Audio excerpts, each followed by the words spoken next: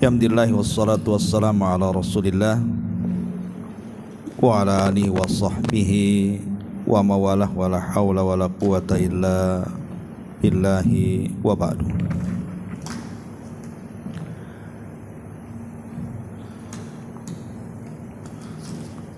Alhamdulillah, di malam ini kita kembali duduk untuk bertalabul ilmi, dan kita masih melanjutkan kajian kita membahas fikih dari Asmaul Husna, dan kita masuk pada nama Allah Subhanahu wa taala Al-Basir, Allah Maha Melihat.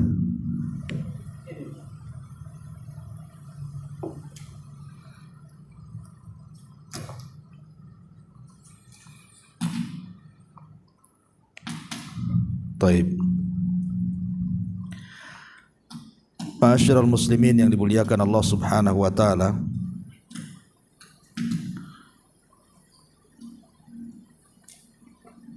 di sini pengarang hafizahullah taala menyebutkan beberapa dalil daripada Al-Qur'anul Karim tentang nama Allah Subhanahu wa taala Al-Basir, Allah yang Maha Melihat. Di dalam Al-Quran, penyebutan Al-Basir, Allah Maha Melihat, itu terulang sebanyak 42 kali. Dan terkadang terulang dengan diiringi nama Allah yang lainnya. Dan yang paling banyak biasanya disebut satu nafas dengan nama Allah As-Sami.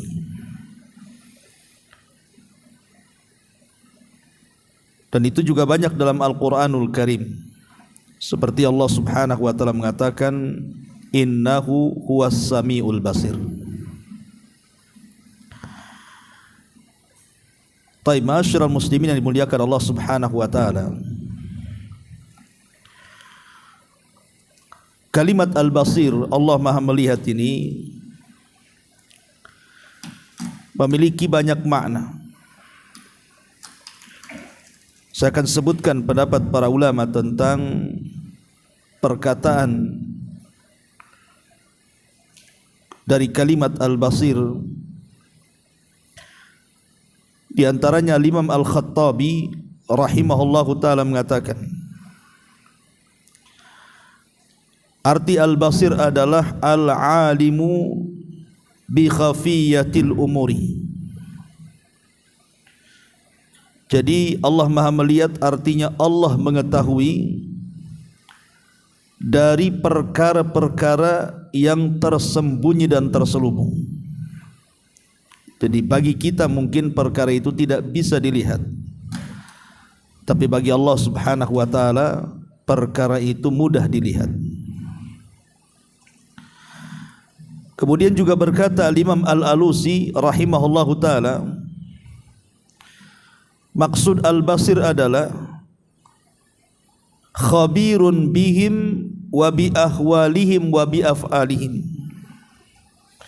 Maksudnya Allah Subhanahu wa ta'ala mengetahui mereka, keadaan-keadaan mereka, dan apa yang dilakukan oleh mereka, maksudnya manusia. Kemudian juga Al-Imam Ibnu Katsir rahimahullahu ta'ala mengatakan, kalimat Al-Basir adalah alimun biman yastahiqul hidayah mimman yastahiqul dhalalah. Allah Maha mengetahui siapa yang berhak mendapatkan hidayah dan siapa yang mendapat kesesatan. Kemudian juga Al-Imam As-Sa'di rahimahullahu ta'ala mengatakan, kalimat Al-Basir adalah yubsiru kulla syai'in wa in raqqa wa saghura fayubsiru dhabiban namlati sauda fil lailati dhalmah ala sahrati sammah wa yubsiru ma tahtal ardina sab'a kama yubsiruna ma fawqas samawati sab'i. Kata Syekh Abdurrahman As-Sa'di rahimahullahu taala, dia mengatakan maksudnya Al-Basir adalah Allah mengetahui segala sesuatu sekalipun sesuatu itu sangat kecil dan halus. Bahkan Allah juga melihat langkah-langkah semut hitam di kegelapan malam di batu yang sangat licin lagi hitam. Bahkan Allah Maha melihat kepada apa yang di dalam 7 lapis bumi, sebagaimana Allah juga Maha melihat terhadap apa yang di atas 7 lapis langit.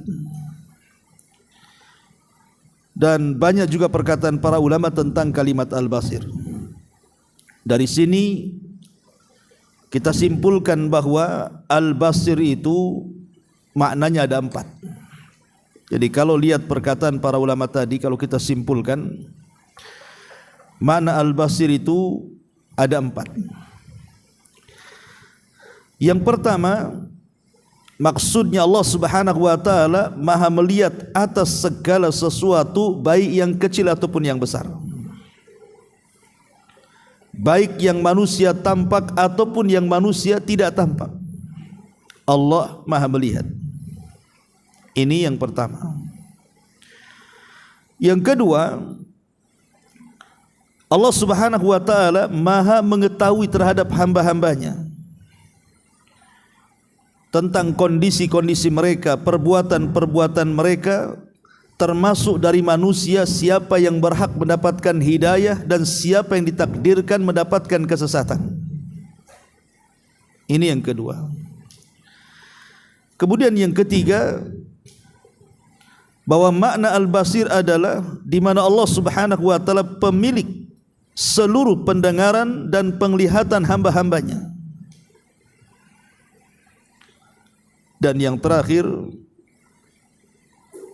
bahwa makna Al-Basir adalah Allah Subhanahu wa taala melihat orang-orang yang beriman dengan kemurahannya, dengan rahmat dan karunia-Nya, dengan nikmat dan surganya, sehingga Allah menambah kemuliaan bagi orang-orang yang beriman, dan Allah tidak akan pernah melihat orang-orang kafir sehingga mereka dihinakan Allah Subhanahu wa taala di dunia dan di akhirat.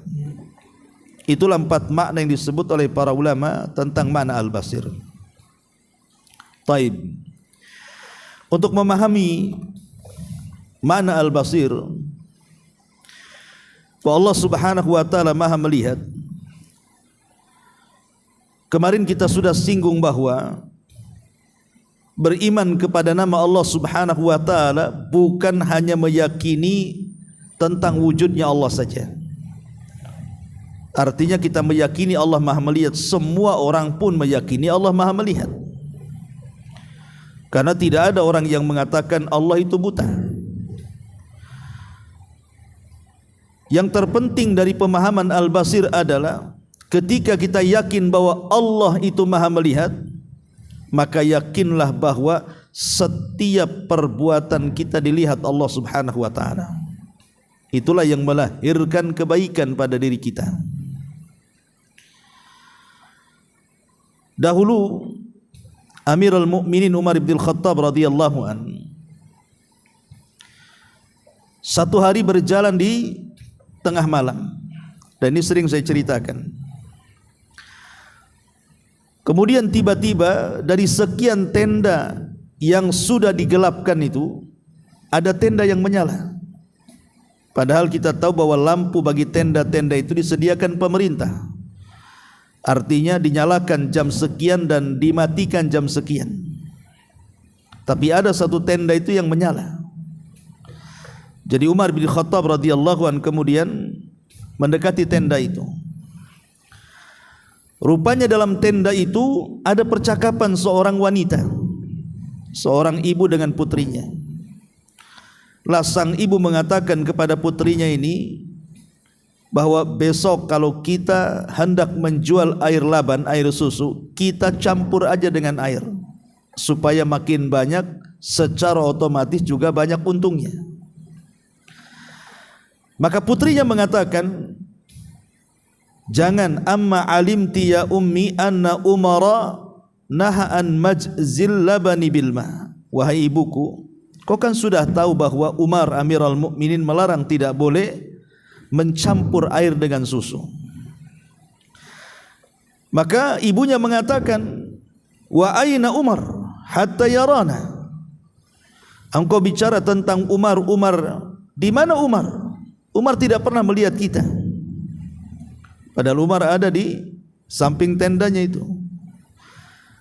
Maka putrinya mengatakan kepada ibunya, in kana Umara la yarana fa rabbu Umara yarana. Ya, memang Umar tidak melihat kita wahai bunda, tetapi Rabb Umar itu melihat kita. Ketika Umar radhiyallahu an mendengar ucapan wanita tadi, maka Umar tergerak hatinya, kok masih ada wanita yang salehah, wanita yang jujur, wanita yang masih muraqabatullah, merasa diawasi Allah Subhanahu wa taala. Maka Umar pun pulang kemudian menawarkan salah satu putranya, ada namanya Qasim ibn Umar, agar Qasim menikah dengan wanita itu. Dan akhirnya terjadi pernikahan.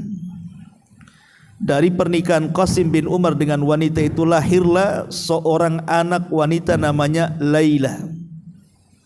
Dari Laila ini lahir seorang raja yang sangat adil, yang dikenal sebagai Umar bin Abdul Aziz.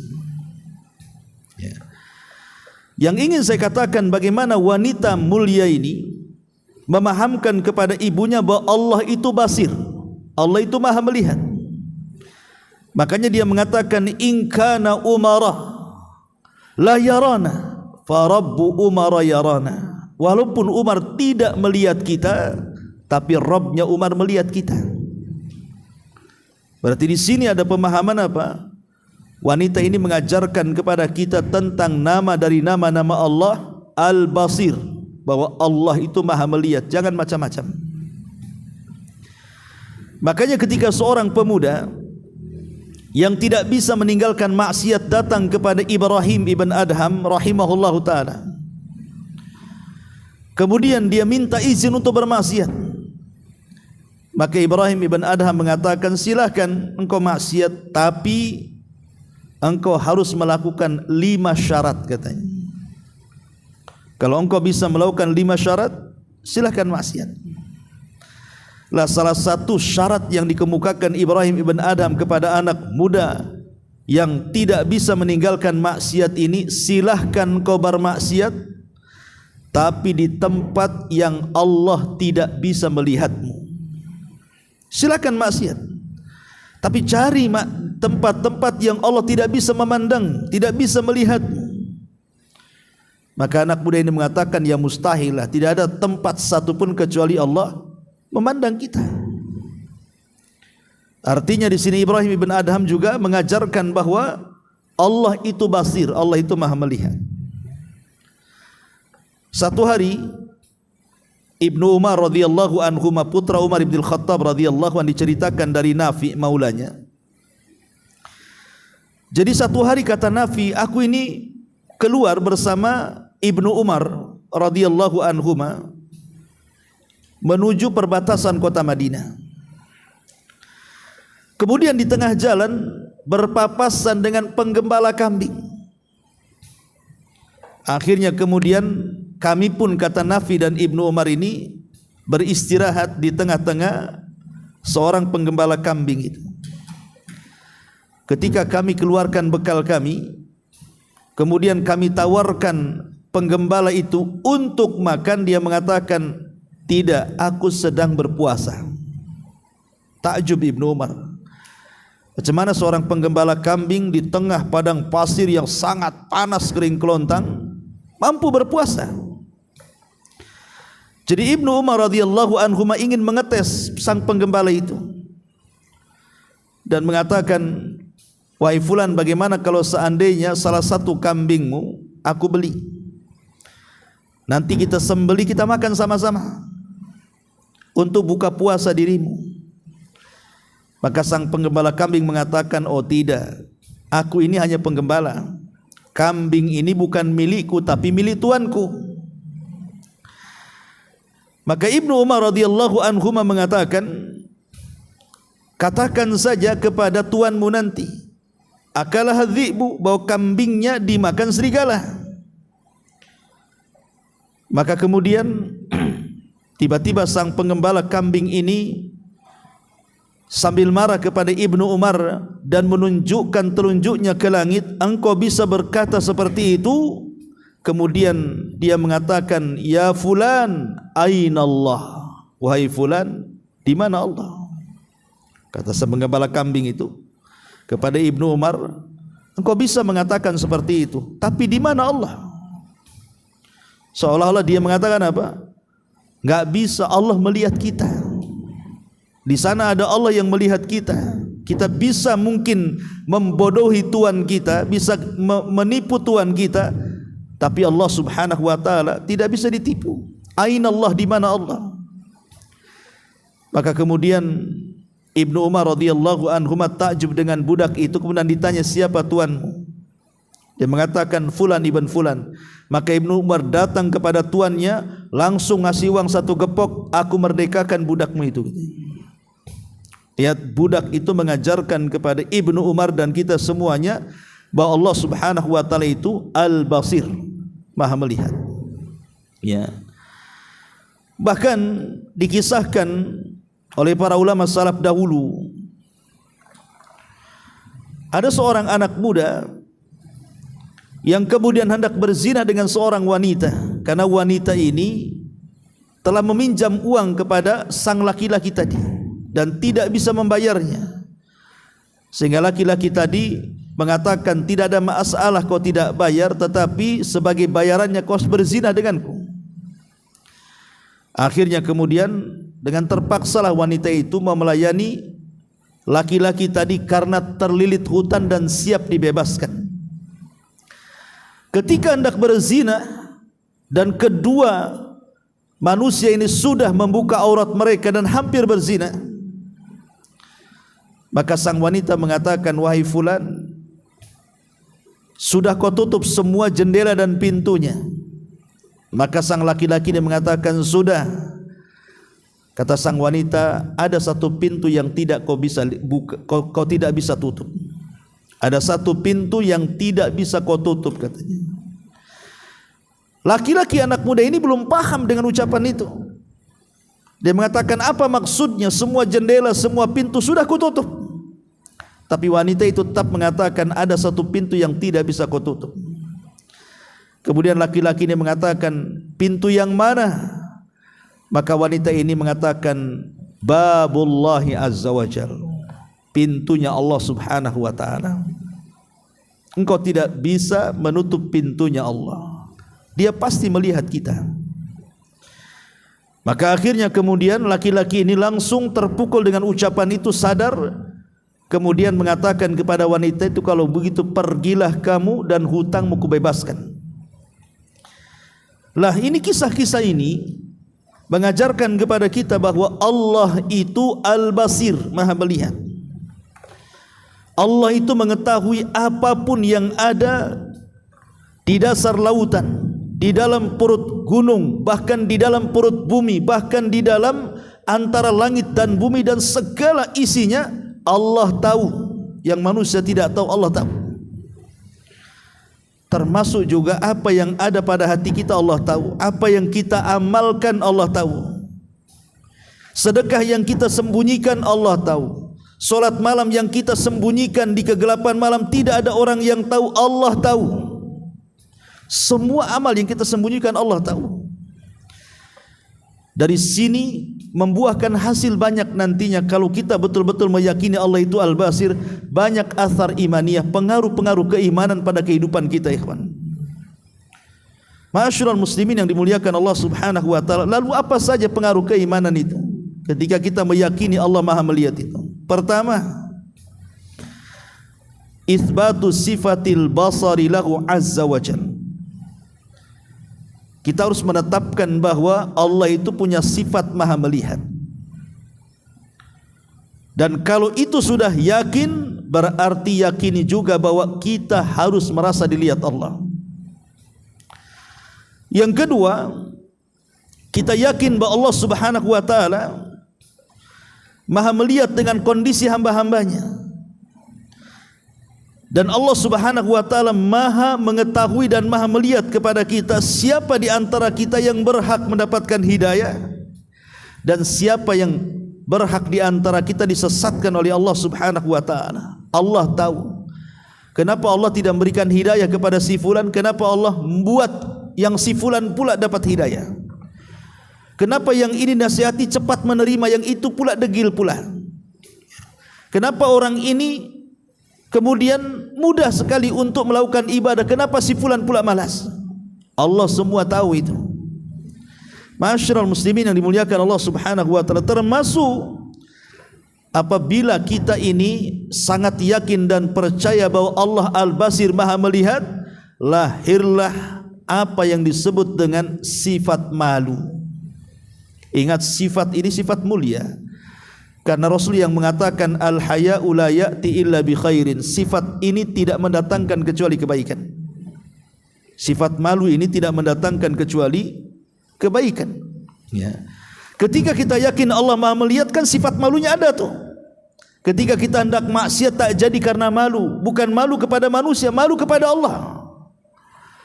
Ketika seseorang hendak mencuri, hendak korupsi, hendak berzina, hendak macam-macam sebutkan maksiatnya, atau hendak maksiat yang tidak ada yang tahu kecuali dia dengan Allah saja, tidak jadi dia lakukan. Masalahnya ketika lemahnya kita ini meyakini Allah Al-Basir Maha melihat, sehingga pandangan manusia kepada kita terkadang lebih berharga dibandingkan pandangan Allah kepada kita. Dan itu amalan yang paling buruk, ikhwan. Ketika pandangan manusia lebih mulia dan pandangan Allah lebih hina, ini sifat yang paling buruk yang ada pada diri kita, dan itu yang banyak. Kita bisa malu apabila manusia tahu maksiat kita, ya kan? Terkadang kita malu kalau seandainya aib kita diketahui manusia, itu kan malu sekali itu. Tetapi setiap hari Allah memandang kita, kita tidak pernah malu kepada Allah. Makanya kenapa konsekuensinya Nabi SAW sampai mengatakan ada orang-orang yang datang menghadap kepada Allah itu dengan membawa pahala sebesar gunung Tihama. Besar gunung Tihama itu. Faja'alaha haba'an mansura. Tiba-tiba pahala itu dihilangkan seketika oleh Allah Subhanahu wa taala seperti debu yang dihempas angin. Kemudian sahabat bertanya, sif lana ya Rasulullah, sifatkan, sifhum lana, siapa mereka itu, sifatkan kepada kami. Orang-orang yang datang menghadap kepada Allah dengan membawa pahala sebesar gunung Tihama kemudian dihancurkan, itu siapa? Kata sahabat ini. Maka Rasul mengatakan, mereka adalah orang-orang alladzina idza khalau bimaharimillahi intahakuha. Orang-orang yang kalau sedang bersendirian, kemudian di hadapannya ada hal-hal yang diharamkan, bukannya dijauhi, malah kemudian dia pula merobek keharaman itu. Bermaksiat tidak terang-terangan. Lihat, karena orang yang bermaksiat tidak terang-terangan itu hakikatnya tidak yakin Allah Maha melihat. Makanya kenapa al-jaza min jinsil amal, sebuah balasan itu disesuaikan dengan amalannya. Ketika dia tidak merasa dia dilihat Allah, maka semua amal kebaikannya hancur dengan dosa yang dilakukan tidak terang-terangan, yang tahu hanya dia dengan Allah saja. Makanya jangan sampai menjadikan pandangan manusia lebih mulia dibandingkan pandangan Allah kepada kita.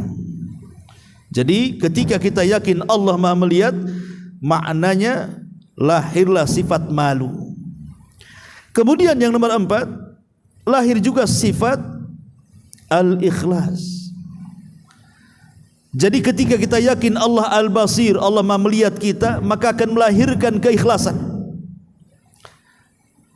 Maksudnya begini, tidak masalah manusia tidak memandang ibadah saya.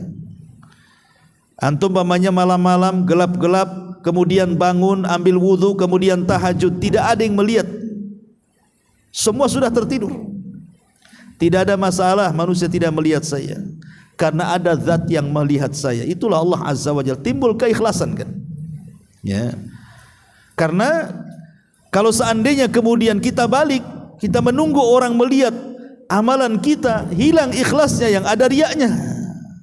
Lah itulah kenapa kemudian ketika kita yakin Allah Al-Basir, maka terpupuklah sifat ikhlas itu. Kemudian yang kelima, dawamul muraqabah.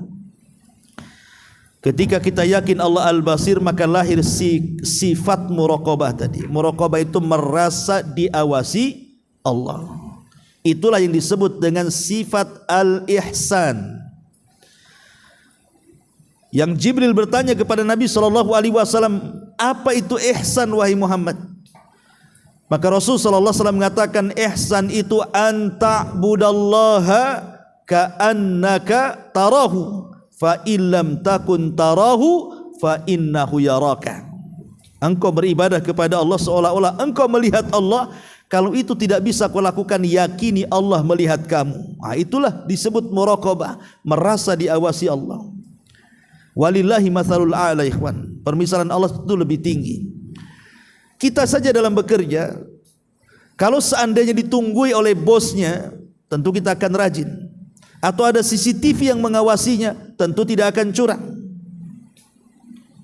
Lihat tukang-tukang bangunan itu, kalau ditunggui mandornya, rajin dia kerja. Lihat anak-anak PT itu, kalau sudah ada bosnya di situ, nggak akan berhenti dia bekerja. Itu kepada makhluk. Ketika diawasi mereka bisa seperti itu. Harusnya walillahi mathalul a'la. Ketika Allah Subhanahu wa taala memandang kita, kenapa kita pula malas? Itulah karena keyakinan Al-Basir itu lemah, sehingga kita tidak perlu semangat dalam beribadah kepada Allah Subhanahu wa taala karena tidak ada sifat muraqabah tadi. Kemudian yang nomor 6, an-nazar wat tafakkur wal i'tibar wat tadhakkur. Di antara faedah keimanannya adalah kita bisa merenung, melihat, mengambil pelajaran dengan cara apa? Kita melihat ciptaan Allah Subhanahu wa taala. Bagaimana kesempurnaan kekuasaan Allah ketika menciptakan makhluknya. Karena Allah itu maha melihat dan Allah sudah memberikan penglihatan kepada kita, maka penglihatan kita itu untuk apa? Untuk melihat kekuasaan-kekuasaan Allah Azza wa Jalla. Kemudian yang nomor 7 juga lahir sikap tawakal.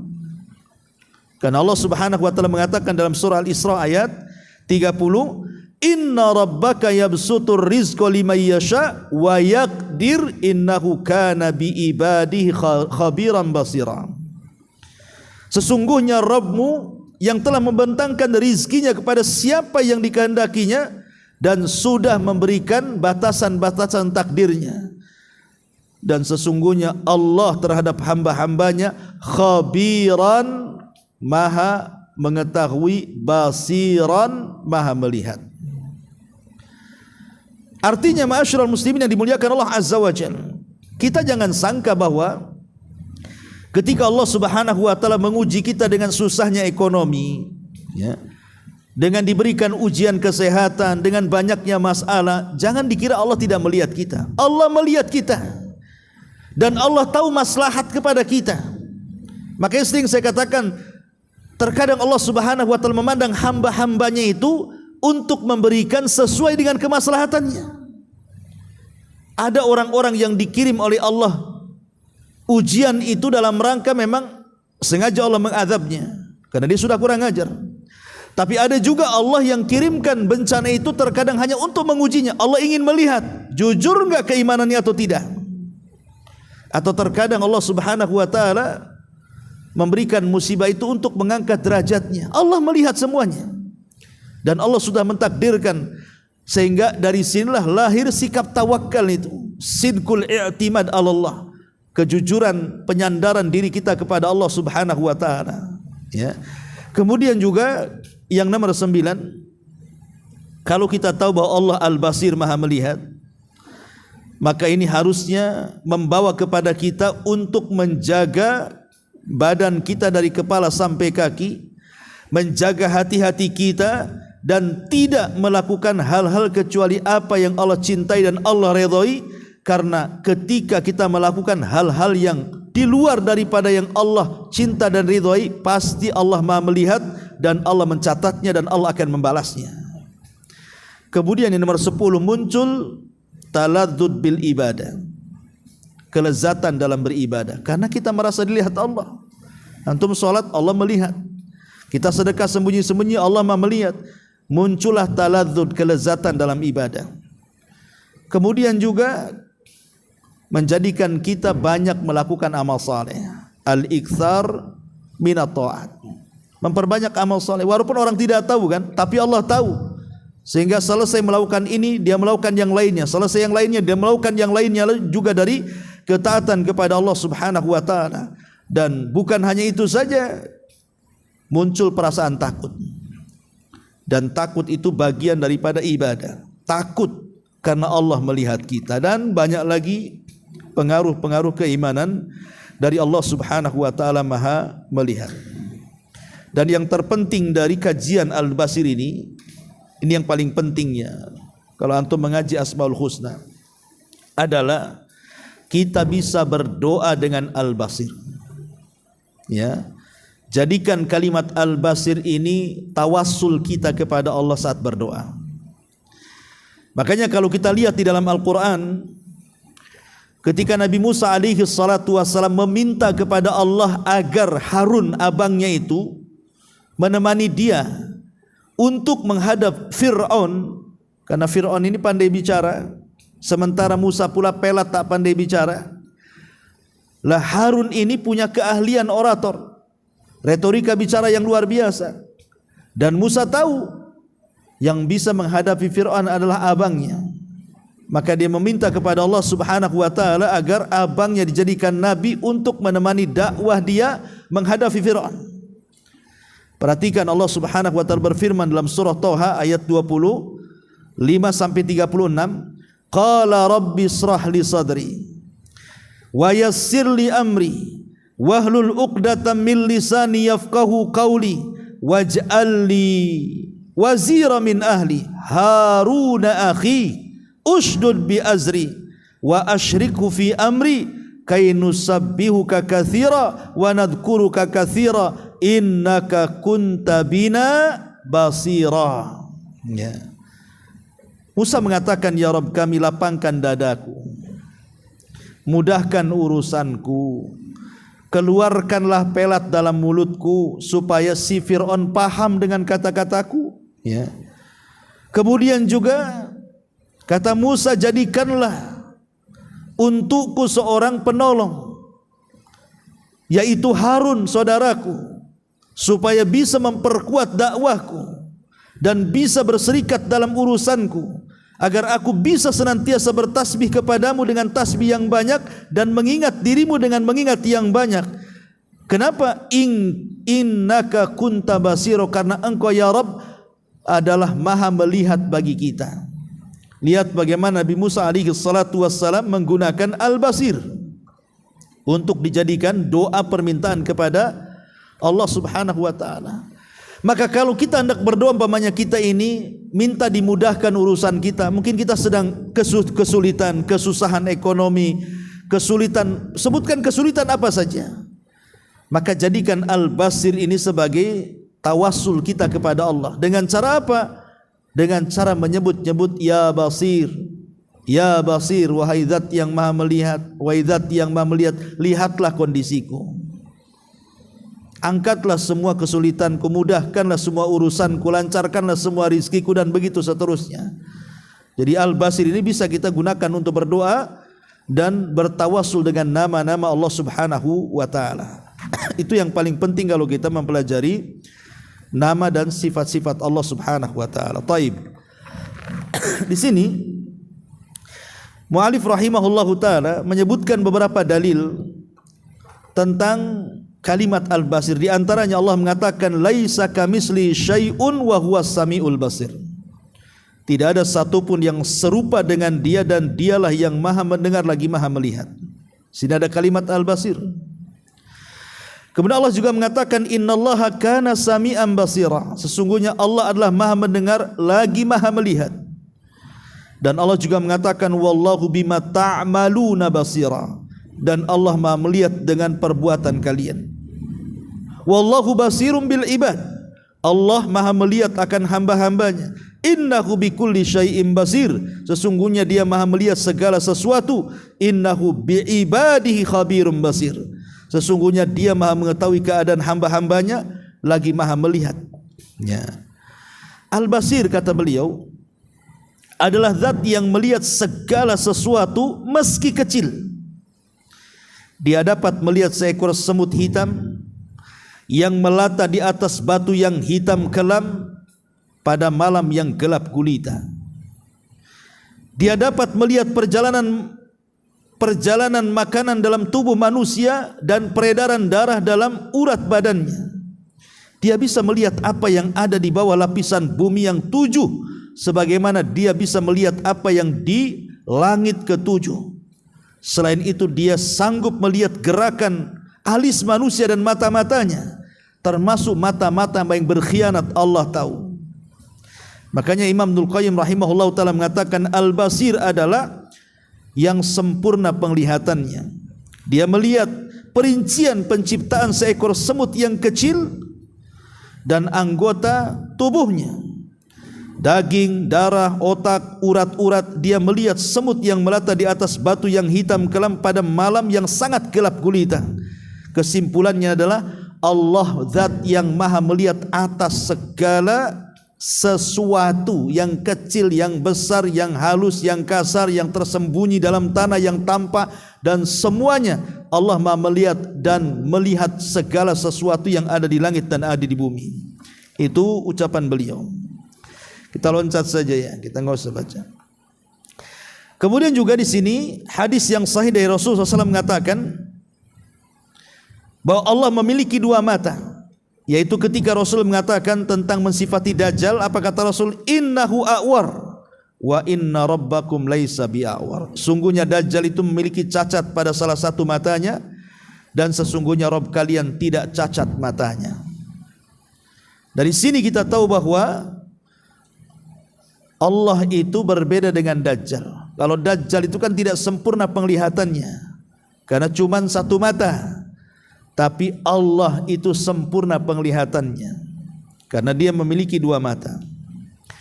Imam Ibnu Khuzaimah rahimahullah ta'ala berkata, kita mengatakan Rabb kita memiliki kedua mata, dengannya Dia melihat apa yang ada di bawah tanah, di lapisan bumi yang ke-7, dan apa yang ada di langit, serta yang ada di antara keduanya, dari yang kecil hingga yang besar. Tidak ada yang tersembunyi bagi Allah subhanahu wa ta'ala. Kemudian dia mengatakan tidak ada yang tersembunyi bagi Allah satu apapun. Dia melihat apa yang di bawah lautan dan ombaknya, sebagaimana Dia melihat arsy yang dia bersemayam di atasnya. Ma'asyiral muslimin yang dimuliakan Allah azza wa jalla, dan dalilnya disebutkan oleh pengarang hafizahullah ta'ala, antum bisa baca banyak sekali ya, sampai kepada halaman ke-217 ya, yang paling bawah. Setelah menyebutkan banyak dalil itu, beliau mengatakan dengan contoh-contoh ini diketahui bahwa keyakinan seseorang hamba bahwa Allah Maha melihat dan mengawasinya sangat bermanfaat baginya dalam mendorongnya berbuat kebaikan dan mencegah dari perbuatan maksiat. Artinya di antara faedah kita meyakini Allah Maha melihat itu, akhirnya kita semangat ibadah dan menjauhi maksiat, seperti yang sudah jelas dalam permisalan-permisalan di atas. Apabila seorang hamba beribadah kepada Allah dengan sebaik-baiknya dan menjauhi maksiat kepadanya dengan merasa bahwa Allah melihat dan mengawasinya, maka ini kedudukan al-ihsan yang merupakan kedudukan tertinggi dalam agama ini. Sebagaimana hal ini dijelaskan oleh Nabi SAW bahwa al-ihsan adalah engkau beribadah kepada Allah seolah-olah engkau melihat Allah, dan jika engkau tidak bisa melihat Allah, yakinlah Allah melihat kamu. Artinya dengan meyakini Allah Al-Basir, maka kita akan mencapai tingkatan tertinggi dalam Islam yang disebut dengan al-ihsan. Alam ya'lam bi annallaha yara. Tidakkah dia mengetahui bahwa sungguhnya Allah melihat segala perbuatannya? Kan tingkatan dalam agama Islam itu kan pertama Islam, yang kedua iman, yang ketiga ihsan. Ihsan ini yang paling tinggi. Jadi kalau kita meyakini Allah Al-Basir Maha melihat, kemudian sampai melahirkan sikap muraqabah dan ihsan, berarti kita akan berada di tempat yang paling tinggi dalam tingkatan Islam, yang disebut dengan al-ihsan. Itulah di antara faedah Allah Subhanahu wa taala Maha melihat. Ya, lebihnya antum bisa baca berulang-ulang karena penjelasannya sudah saya ringkas.